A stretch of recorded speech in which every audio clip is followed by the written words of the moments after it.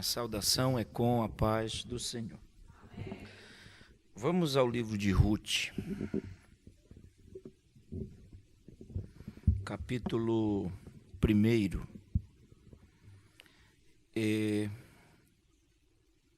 Vamos olhar o versículo 22.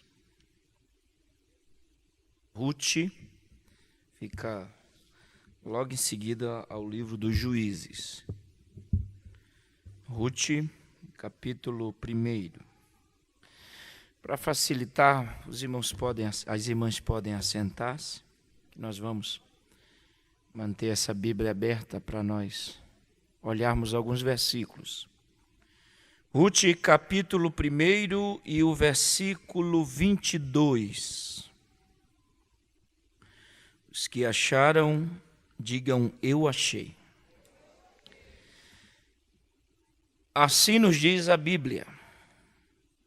Assim voltou Noemi da terra de Moabe com Ruth, sua nora, a moabita, e chegaram a Belém no princípio da colheita. Diga comigo, chegaram a Belém no princípio da colheita. Bem, meus irmãos, minhas irmãs e meus irmãos, quando eu fui informado que eu daria uma palavra para as senhoras essa tarde, eu lembrei-me do livro de Ruth. Nós temos 4 capítulos que formam a história dessa mulher, ou dessas mulheres que são mencionadas nesse livro.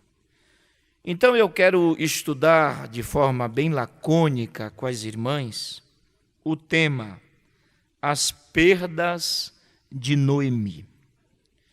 Primeiro nós precisamos avaliar que o livro de Ruth, ele é um compêndio de várias histórias. Por exemplo, nós temos nesse livro histórias que falam muito do nosso dia a dia. Esse livro vai falar sobre família, sobre perdas, sobre crises, sobre velório, sobre casamento. O livro de Ruth, ele é uma coletânea de vários assuntos que fazem parte do nosso dia a dia. É um compêndio de assuntos diversos. Uma outra observação que eu quero deixar sobre esse livro é que o capítulo 1 e o verso 1, o verso 1, diz que essa história acontece no período em que os juízes julgavam. Todos nós sabemos que os juízes aparecem na Bíblia logo após a liderança de Josué. Nós temos Moisés, nós temos Josué, e depois de Josué nós temos um período em que os juízes dominavam. E eu tive o cuidado de analisar cada juiz da Bíblia, e nós chegamos à conclusão que o período dessa fome, que estabelece essa fome, foi no período em que Gideão estava julgando Israel. Então o livro começa dizendo que nos dias em que os juízes julgavam, houve fome. Então esse período de fome, ele passa a ser estabelecido em Juízes capítulo 6, quando aquele Gideão, ele malha o trigo no lagar, escondendo dos midianitas. As senhoras sabem que o lagar era uma cova aonde se amassava a uva para sair o suco. E Gideão estava escondendo o trigo, escondendo o cereal. Essa palavra semente no hebraico ali é mispá, que traduzido representa todo o amanhã, toda a esperança.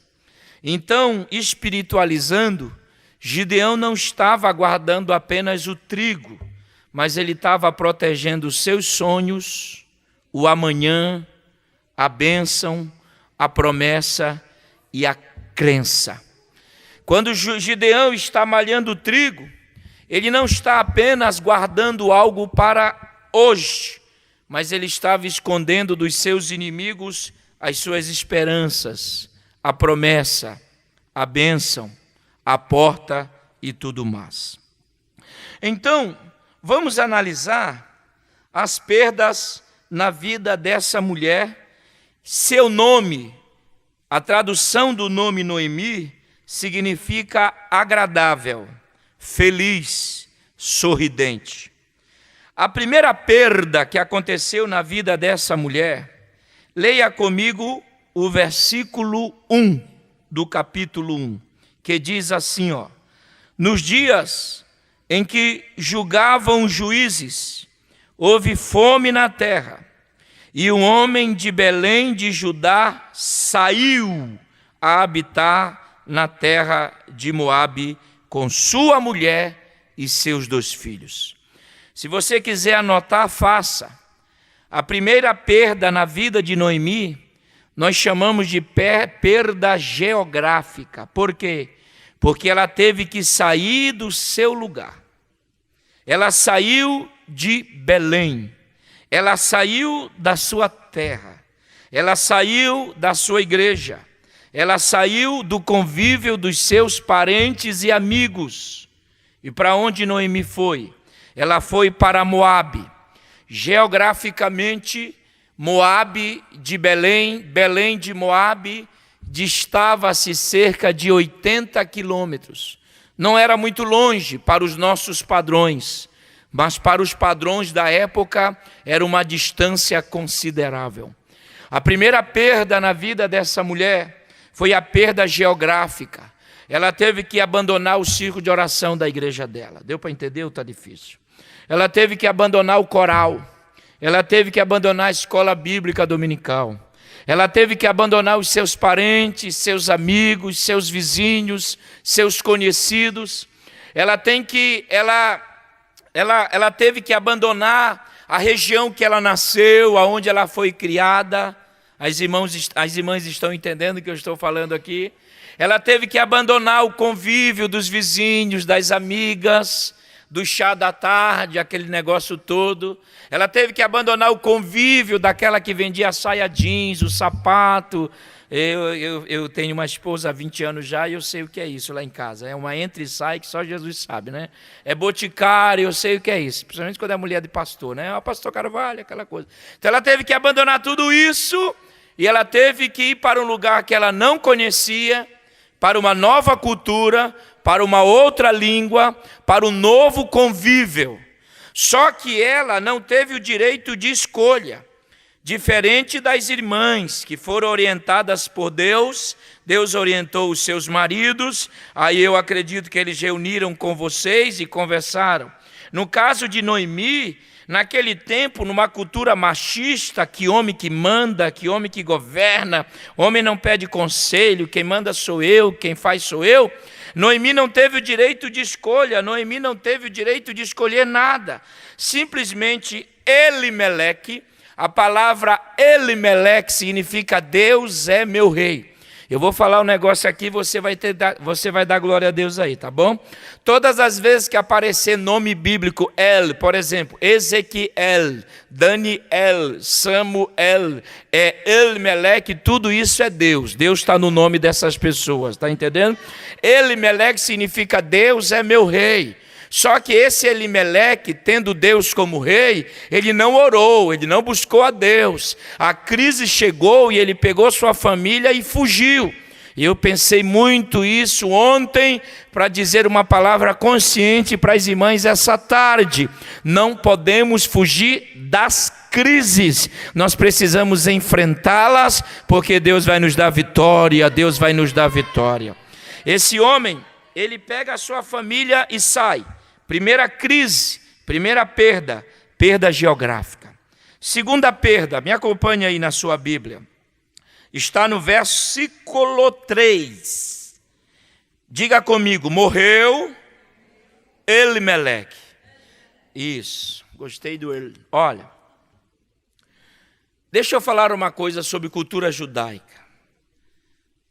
É muito diferente da nossa cultura, porque na cultura judaica é uma cultura muito machista. Todas as irmãs sabem disso.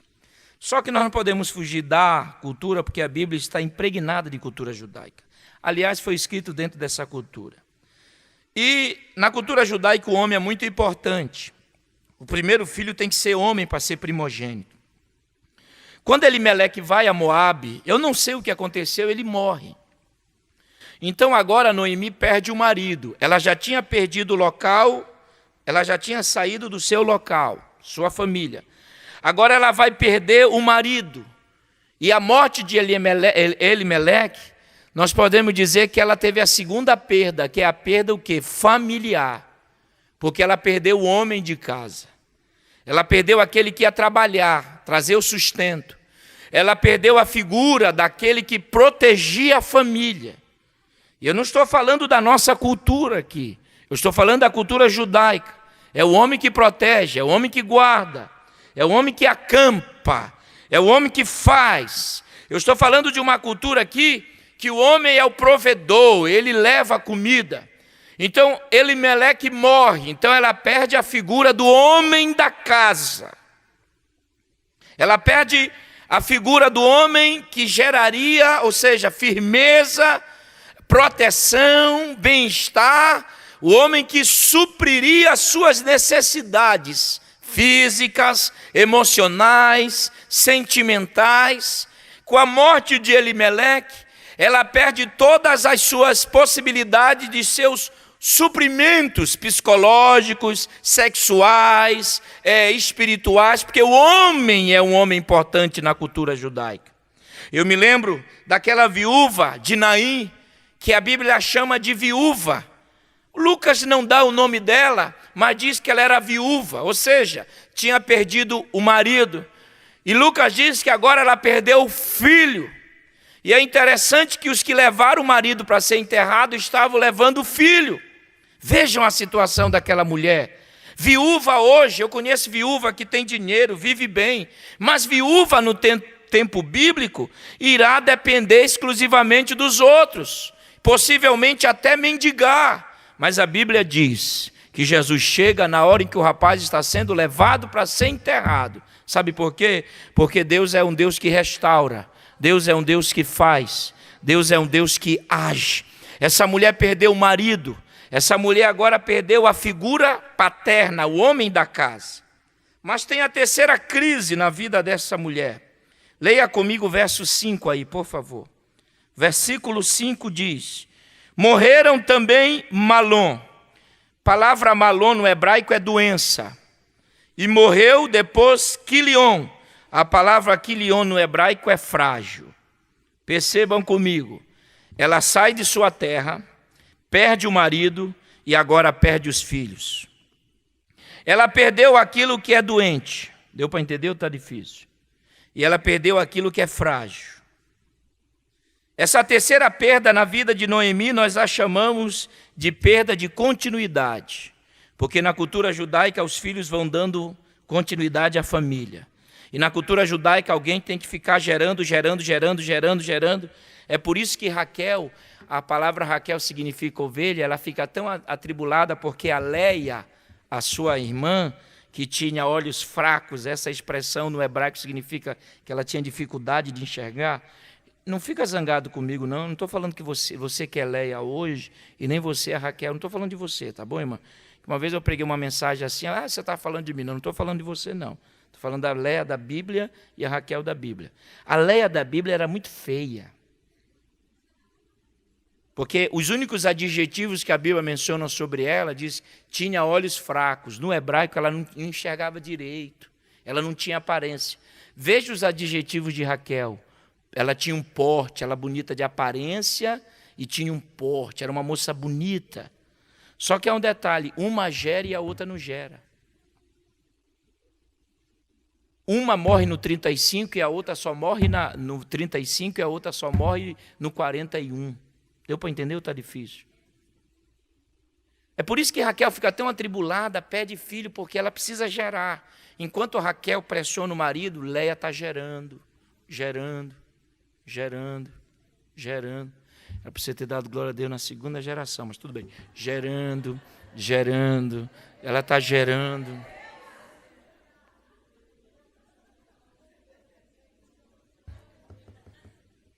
Amém. Essa mulher, a Raquel fica tão... Porque ela é a bonitinha do papai, ela é a querida do papai. Vocês sabiam que Léia viveu muitos dramas? Léia.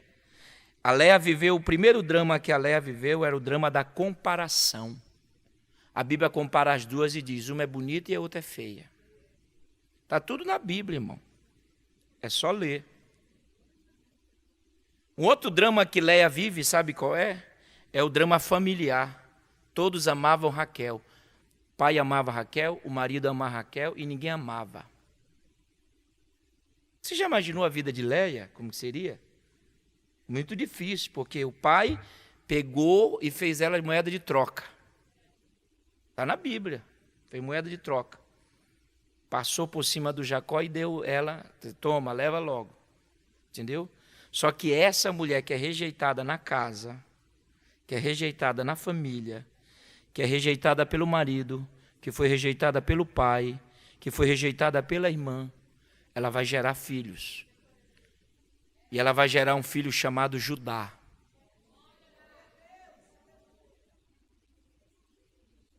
E de Judá virá quem, irmão?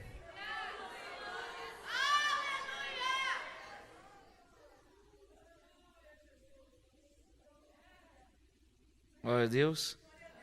Essa mulher vai gerar Judá. Aí Judá vai crescer, vai se tornar uma tribo. Ele será chamado tribo de Judá. E quem é conhecido como o leão da tribo de Judá? Aleluia. Olha, irmã, eu sei que é difícil dar glória a Deus, eu também estou cheio, só Jesus sabe como é que eu estou aqui.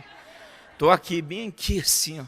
Só não comi mais porque eu tinha que dar essa palavra, senão eu ia colocar mais coisas para dentro. Eu estou bem aqui também, eu queria até pedir permissão para dar uma aliviada aqui, que meu Deus do céu. Olha, e a minha mulher, quando eu desço, né, ela vai me buscar às vezes, no aeroporto, ela me olha de longe e faz assim. Mas a barriga está grande, né? Ela só olha a barriga. Essa mulher vai gerar, ela é tão rejeitada, ela vai gerar Levi. Sabe quem são os levitas? São os pastores. Então eu vou dizer algo aqui, você dá um glória a Deus aí, só as mulheres, ok? Fica na tua aí, Emerson, só as mulheres. Léia vai gerar salvação e vai gerar liturgia na Bíblia. Não, olha, preste atenção. Essa mulher é tão importante na Bíblia que antes dela não tem pastor, antes dela não tem sacerdote, antes dela não tem levita, antes dela não tem tocador, antes dela não tem Jesus, não tem nada. A partir dela vai nascer aquele que vai morrer no Calvário e vai nos dar a vida e a vida eterna. Amém? Então, e é um detalhe, posso só concluir um negocinho rapidinho aqui, uma costura? A Raquel da Bíblia, ela vai viver até no capítulo 35. E quando ela morre, ela é enterrada em Efrata, que é uma região de Belém, sozinha. E se você estudar a Bíblia, você verá que o Jacó lá, o Israel, né? Homem, Ra, luta, El, Deus. Homem que luta com Deus, né?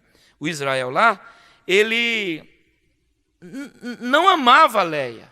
Ele amava mesmo Raquel, mas ele suportava. Só que no final de tudo, quem vai acompanhá-lo? É Léia. Eu vou falar uma coisa aqui, eu acho que isso vai servir para nós, principalmente vocês que moram aqui. Às vezes a gente não valoriza certas pessoas, mas são essas que nós não estamos valorizando hoje, que vão nos acompanhar até o final da nossa vida.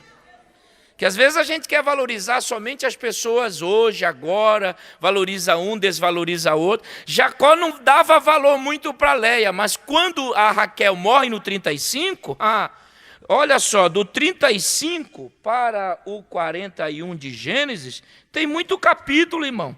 Então, até o capítulo 48, a Léia vai ficar com Jacó, vai viver com Jacó.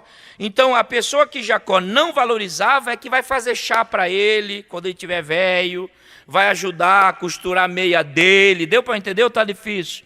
Então aprenda essa palavra com Deus. Quando Deus quer alguém, talvez você esteja vivendo alguns dramas, família, igreja. Mas Deus tem um plano estabelecido, um propósito maravilhoso na sua vida. Deu para entender?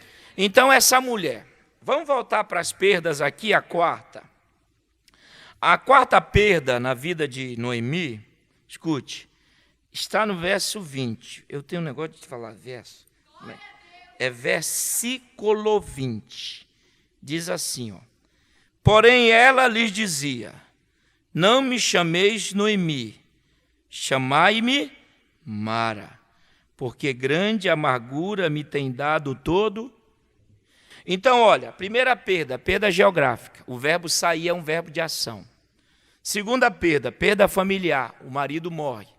Terceira perda, perda de continuidade. Ela não teria mais neto, não teria mais bisneto, a descendência dela iria acabar. Quarta perda na vida dessa mulher, ela perdeu a esperança. Ela perdeu fé. A palavra fé no hebraico é emuná, que significa firmeza. Quando você tem fé, você é firme. Deu para entender ou está difícil? Emuná, quer dizer, quando a Bíblia diz a fé é o firme fundamento, ele está dizendo assim, a fé é aquilo que é firme, que eu creio, eu acredito, e é a fé que nos move. Fé, todo mundo sabe que é substantivo, né? Crer que é o verbo. Essa mulher quando volta, ela volta depois de 10 anos, ela passa 10 anos em Moabe. Ou história difícil para essa mulher. Ela vive 10 anos indo ao cemitério, porque em 10 anos ela enterra o marido, em 10 anos ela tem que enterrar o Malom, em 10 anos ela tem que enterrar o Quilion. Então, o local que Noemi mais visitava era o cemitério, compra caixão e tal. Quer dizer, essa mulher viveu 10 anos sofrendo. E esses 10 anos marcaram a vida dela. Esses 10 anos feriram a vida dela. Só que ela resolve voltar. Depois de 10 anos, ela diz: eu vou voltar. Eu não quero mais ficar aqui. E Moabe roubou minha família, minha esperança, roubou tudo. E quando ela volta, diz o texto que as suas amigas de 10 anos atrás, os vizinhos de 10 anos atrás, quando a enxergam, diz assim: Noemi, quer dizer, agradável. Ela disse: não, agradável não. Eu não sou mais aquela mulher de 10 anos atrás. Eu não sou mais a Noemi agradável que saiu esperançosa com marido e filhos. O meu nome agora é Mara. Eu sou uma mulher amargurada, ferida, porque a vida em Moabe me feriu. A vida em Moabe, ela roubou tudo que eu tinha. E agora, além de perder filhos, marido, ela perde a fé. E há um detalhe, minha irmã: onde se compra a fé quando se perde? A gente compra pão, a gente compra roupa, falta o calçar, a gente vai... E aonde? Quando falta a fé, a gente vai comprar onde? Quando vai cheia, quando ela diz cheia eu parti, dentro do contexto hebraico, ela está dizendo: eu saí aqui com malas, com roupa, com gado, marido, filhos, mudas de roupa.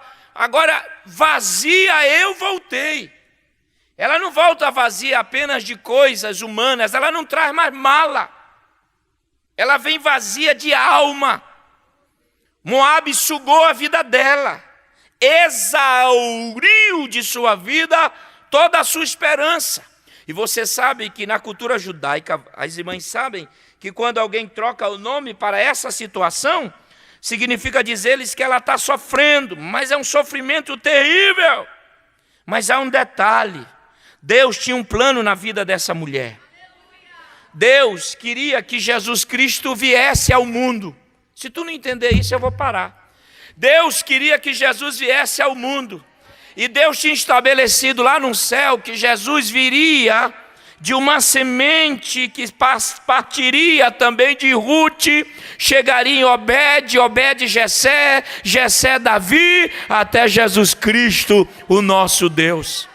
Então eu quero dizer às irmãs que as perdas, elas fazem parte da nossa vida. A gente está acostumado só com ganhos, mas as perdas fazem parte. As perdas, elas nos ensinam algumas coisas interessantes, mas o Deus de Noemi tinha uma promessa estabelecida em Abraão. Deus é um Deus de projetos, Deus é um Deus de planos. E tem um detalhe, eu vou dizer algo aqui, hein? Você dá glória a Deus aí. Deus vai provando Noemi até a última gota. Quando ela não puder mais fazer nada, é a hora que Ele vai agir, Ele vai agir, Ele vai agir. Então, minhas irmãs, talvez as irmãs estejam vivenciando algumas perdas semelhantes.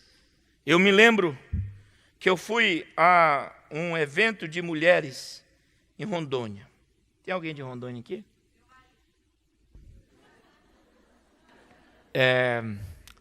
Achei bem forte. Queremos saber o nome dele agora.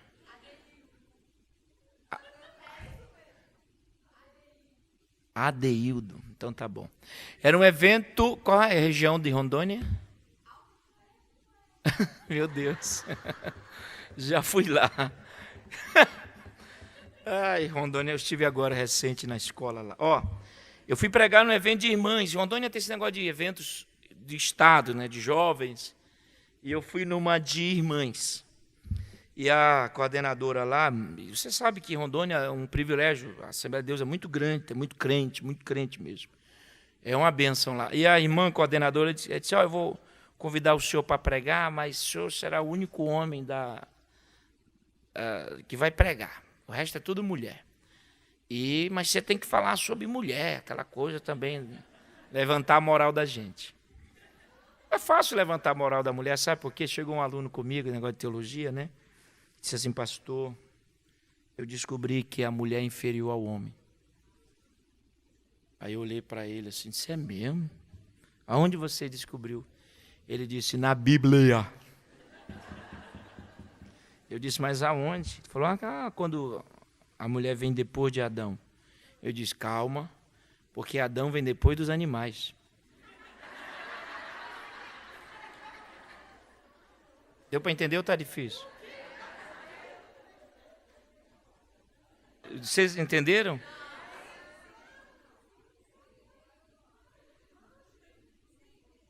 Entenderam?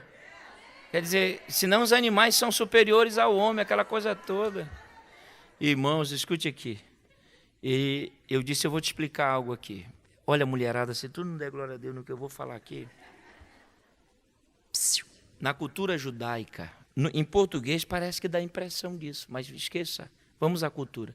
Na cultura judaica, tudo que é perfeito, esperado, aguardado, apreciado, vem sempre em último lugar.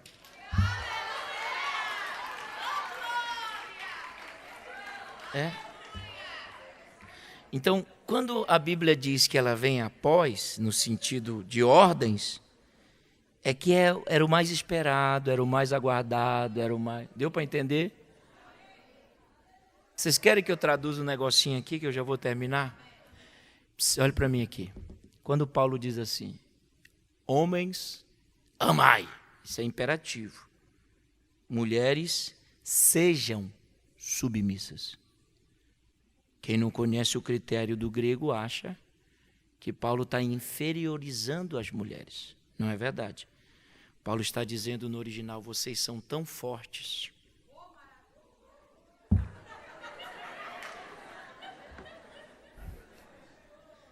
Não, se tu não der glória a Deus, eu vou parar, mulher. Estou colocando vocês lá em cima. Paulo está dizendo, vocês são tão fortes, vocês são tão guerreiras, vocês têm tanta autoridade. No original ele diz assim, deixem-se ser. Paulo está dizendo, use a esperteza de vocês, usem a sabedoria de vocês. Você está entendendo o que eu estou falando aqui? Paulo está dizendo, vocês são tão especiais, deixem-se ser, aleluia, para o bem da casa, para o bem da família, para o bem da igreja. Bem, minhas irmãs, meu tempo acabou. Noemi, eu aprendi isso quando o pastor chega, Até a mensagem some. Para quem é assembleano, Noemi perdeu, olha aqui, 1 minuto, perda geográfica, saiu, ok? Familiar, marido, Elimeleque. Continuidade, os filhos, e perdeu a esperança. Mas Deus não deixou, porque a história não termina com as suas... Calma, eu já vou terminar, irmão, calma aí. Não precisa desligar o microfone, não. Deus vai restaurar como? Quando ela volta, olha o texto que eu li aqui. Ela volta, não é no final da colheita, ela volta no princípio.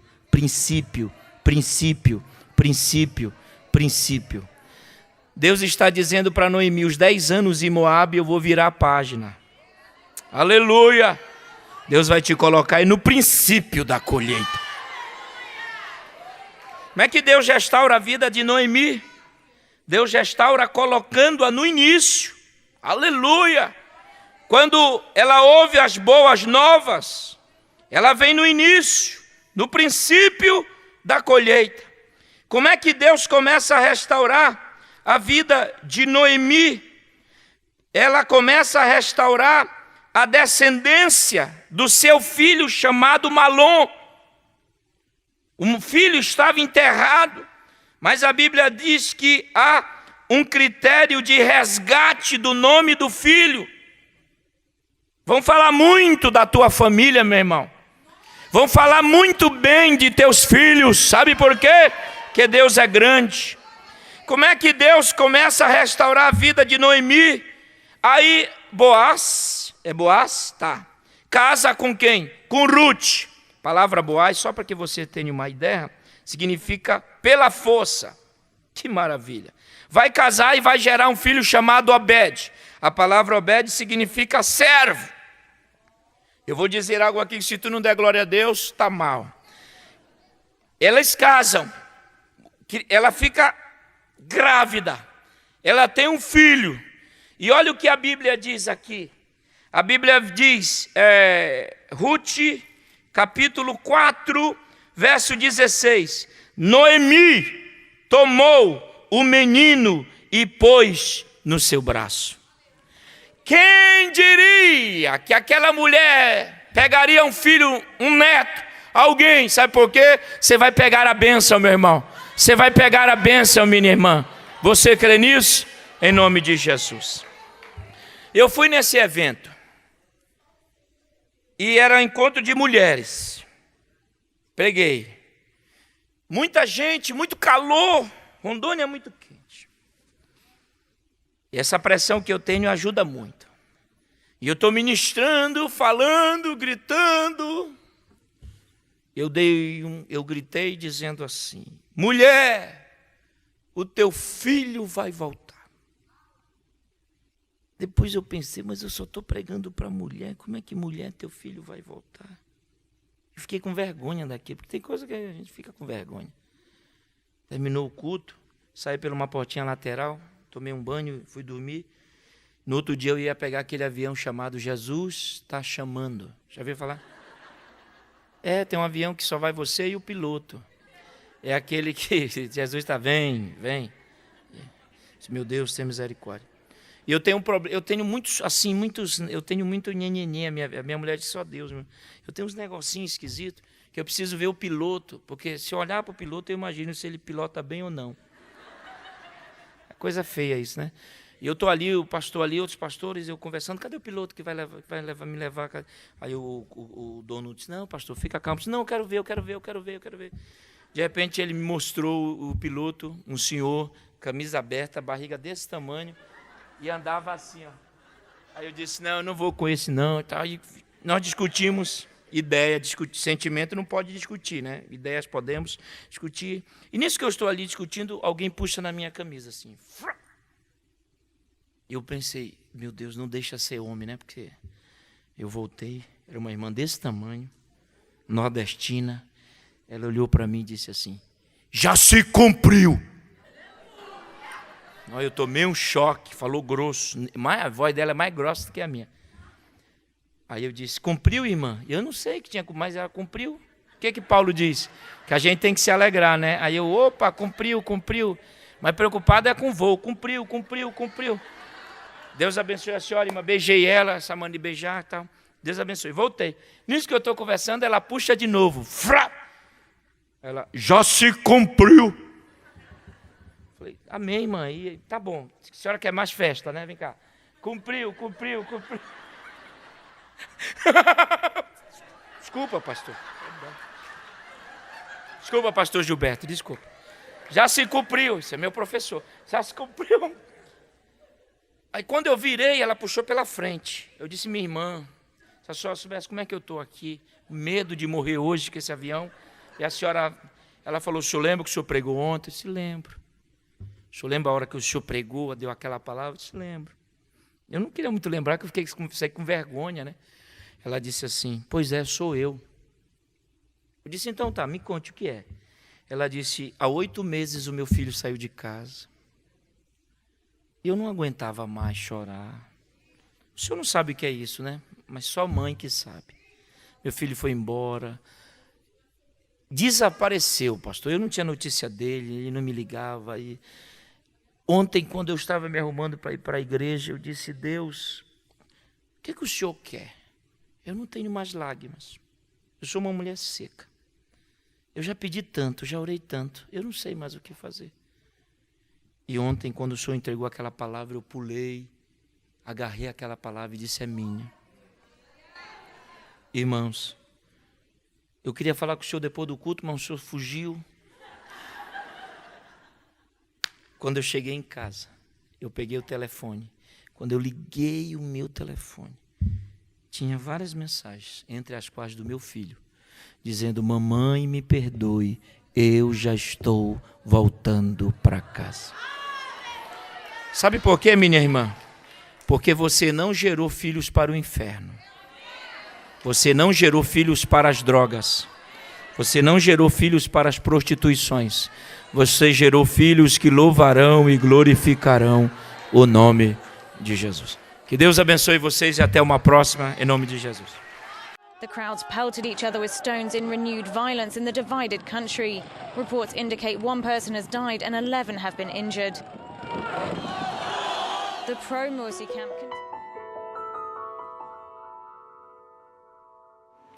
Existem 5 bilhões e meio de pessoas no mundo sem Jesus. Mães, pais e crianças preciosas. Você está vendo 3 faces a cada segundo. Se você ficasse olhando sem piscar seus olhos, Uma face por segundo em 24 horas. demoraria 35 anos para que você visse todas as pessoas perdidas do mundo. Se você incluir os milhões, Que nascessem nesse período, levaria muito mais tempo. Eu vou diminuir para 1 face por segundo, o suficiente para você dizer Jesus, para cada uma delas. isso levaria mais de 175 anos para acontecer.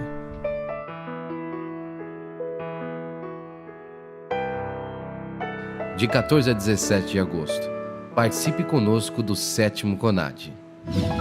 Até que todos cheguem.